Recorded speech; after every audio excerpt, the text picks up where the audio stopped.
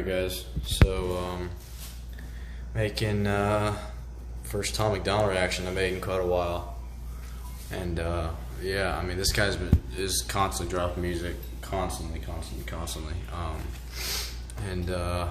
I'm not gonna lie, I brought off the bat, I just watched like half the music video, so I mean I haven't heard like the second half. Like literally I keep doing this shit.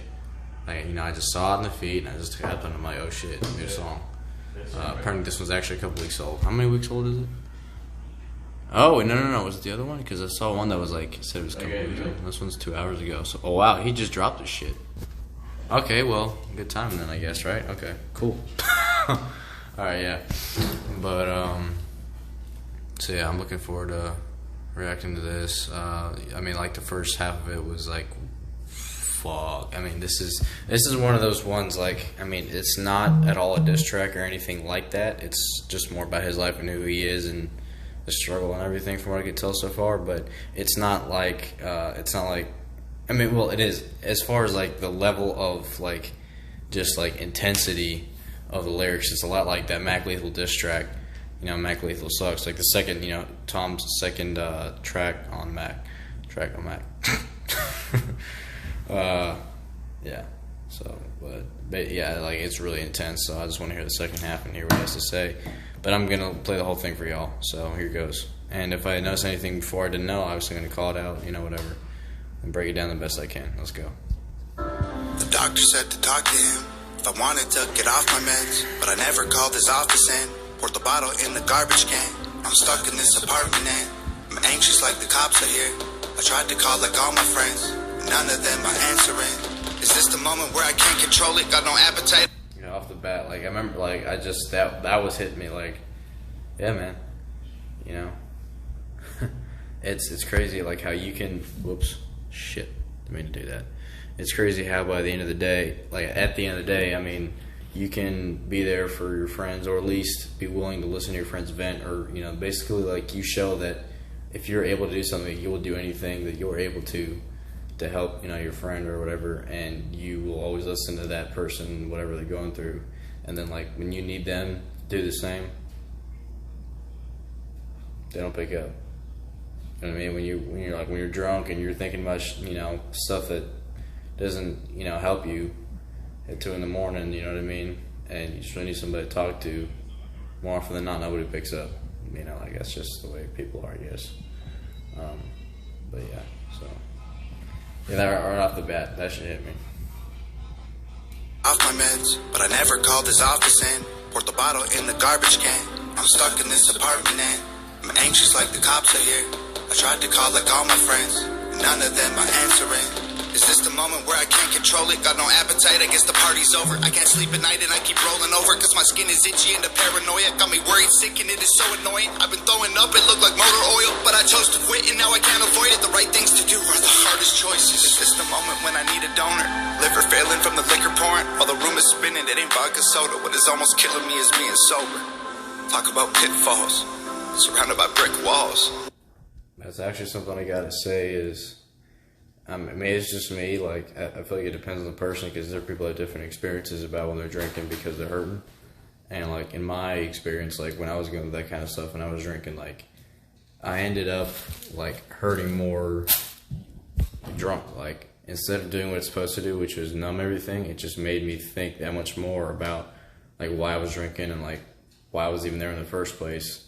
And it just made things worse. And I mean, that didn't make me stop because I kept drinking, but like, yeah, I mean, that's something I don't recommend if you're depressed, because, you know, obviously, because in my case, like, you know, it was making me remember those things, but my judgment was absolutely impaired, so I could have easily just gone over the edge and done something really stupid that I can never take back, so, yeah.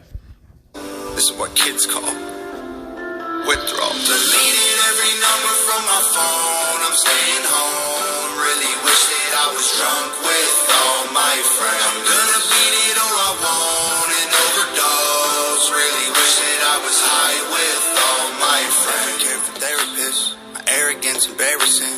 It isn't fair to tear with this. Addiction placed my parents in. I'm scared repair will never fix the voluntary negligence, the wear and tear my errors did. They almost had to bury me. Is this the moment? moment where I screw up and relapse. Waste all my money on rehab. Can't take a pill from the doctor to relax. Lash out in anger whenever I react. Feel like a weak man, I don't wanna be that. Living every day to get a buzz on the weekend. I'm in the deep end, fighting with demons. Trying to stay clean, I just really need a reason. My bones are shaking in my hands and feet. I see my rib cage, but I can't. This is why, other than even when I had every chance to, I mean, the only drug I could mess around with was marijuana, and even then, like, I didn't want to get too deep into the pitfall because I know even guys who smoke weed too much, I mean, there's long-term brain damage, and you know, it just takes up so much of your money in your life. You know what I mean? To the point where it's like you become less ambitious, you become lazy, you become less motivated to achieve whatever goals in life you have, and I don't want that for myself. So yeah, man, that just slows you down. I still wake up panicking, so I can't sleep. I just sit in the bathtub and try to breathe. Talk about pitfalls, surrounded by brick walls. This is what kids call withdrawals. Deleted every number from my phone. I'm staying home. Really wish that I was drunk with all my friends. I'm gonna beat it or I won't and overdose. Really wish that I was high with all my friends. I've never felt this bad before. I don't know if I'll make it. Don't have the strength to get off the floor right now, but I'm hoping and praying. My whole life I wanted more. This might be the end, but now I've had too much fun. It's over now. I loved what I hated. Deleted every number from my phone. I'm staying home. Really wish that I was drunk with all my friends. I'm gonna beat it or I won't and overdose. Really wish that I was. I'm gonna beat it or I won't. Like, you might hear that and you might not really think much about what that means, but for somebody who's been there, it's like, it's just, man, it can be a little, it's complicated, but it's simple. Yeah, because it's like, you know, you tell yourself, you want to tell yourself and you want to believe that you won't do it anymore, whatever it is, whatever addiction it is. It doesn't just apply to drugs, it can apply to any kind of bad addiction. But I mean, general addictions are bad, so I mean, I guess I don't even need to put bad in front of the word addiction. But anyway, and there's some things I guess nobody can really help being addicted to, but and I guess there's some things that aren't really necessarily.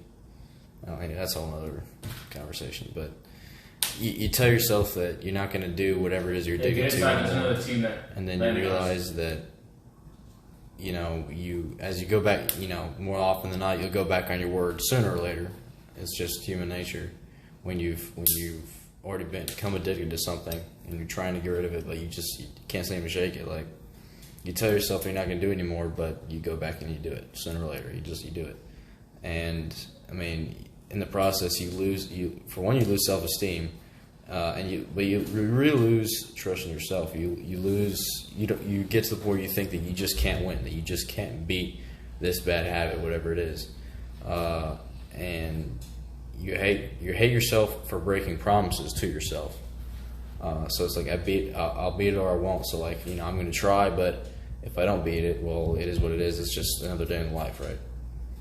So nothing's changed. So, yeah, that's what it sounds like to me. I with all my deleted every number from my phone. I'm staying home. Really wish that I was drunk with all my friends. I'm gonna beat it or I won't and overdose. Really wish that I was high with all my friends. Yeah.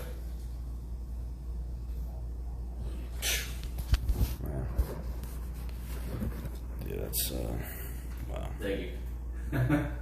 Yeah, like I mean, I guess I think I might have actually confused this track.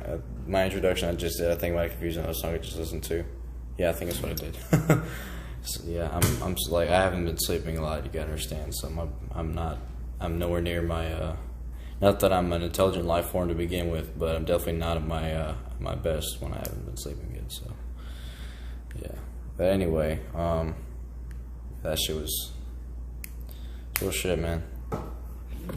You know, I mean, it doesn't even have to be like a drug. It could be like nicotine. Like, I mean, going to fucking, basic training and everything and AIT and not doing any nicotine for so long. I mean, I think I dipped once in holdover, and some dude had a vape and like snuck a vape in AIT, and I think I did some of that. But other than that, that was hardly ever really. So really, I mean, for all intents and purposes, I didn't do any nicotine in AIT and no alcohol, nothing. So it was definitely like frustrating because nicotine always helped me calm down and stuff. And I mean, I'm saying right off the bat, I'm not even ready to quit, and I'm not even going to try because I know. I mean, I'm already getting back into it now that I'm out and I'm at my unit. So it's just one of those things where I don't even know where I begin with trying to get over that. So I feel like I have to probably pick my battles a little more carefully and not try to take on too much at one time. But because there's just I have a lot of bad habits. I mean, not like a lot, but enough that it definitely makes life harder, and I can and makes it my relationships with people more strained sometimes. And yeah, so anyway, I really appreciate Tom on making this song, man. He always makes stuff that is relatable to someone in some way or another, and more often than not, most people in general have been through the kind of stuff that he talks about, and just keeping it real. So, man, great song. Keep putting them out, man. Peace out to y'all, and for any of y'all going through the same kind of stuff, man, just choose your battles carefully, I would say. And I mean, for what it's worth, which might not be much, y'all can always talk to me on Instagram or whatever. I'm always down to listen. Even though I feel like a lot of people who I help have no interest in helping me, I guess that's just sometimes when you're just that kind of person, that's just what it's like, And but then again, I don't need to do this to get a pat on the back. I do it because it's the right thing to do. Yeah, so, that's why I ran. Anyway, just run. I guess I'm going. Let them fight.